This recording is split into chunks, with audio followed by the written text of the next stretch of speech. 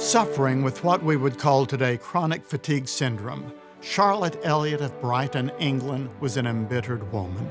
She had been vibrant and lively in her youth, but now her health was broken and the disability had hardened her.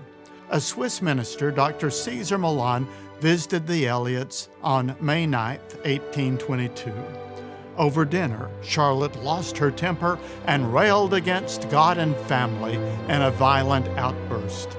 "If God loved me," she yelled, "He would not have treated me this way. What kind of God would do this to me?" Her embarrassed family left the room, and Dr. Milan was left alone with her. You could have cut the silence with a knife. "You are tired of yourself, aren't you?" he asked. "You are holding to your hate and anger because you have nothing else in the world to cling to. Consequently, you have become sour, bitter, and resentful." "So what is your cure?" asked Charlotte. "The faith you are trying to despise," he answered. As they talked, Charlotte softened. "If I wanted to become a Christian and to share the peace and joy you possess," she finally asked, "what would I do?" "You would give yourself to God just as you are now, with your fighting and fears, hates and loves, pride and shame." "I would come to God just as I am? Is that right?" Charlotte did come just as she was. Her heart was changed that day, and as time passed, she found and claimed John 6:37 as a special verse for her.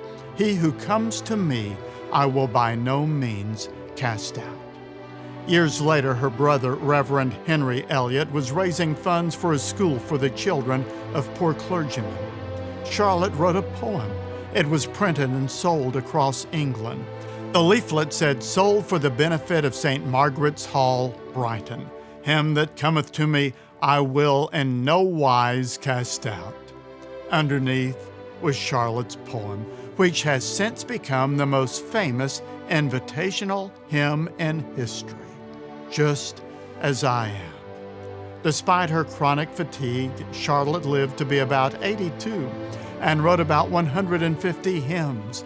As her loved ones sifted through her papers after her death, they found over 1,000 letters she had kept from people which expressed their gratitude for the way this hymn had touched their lives.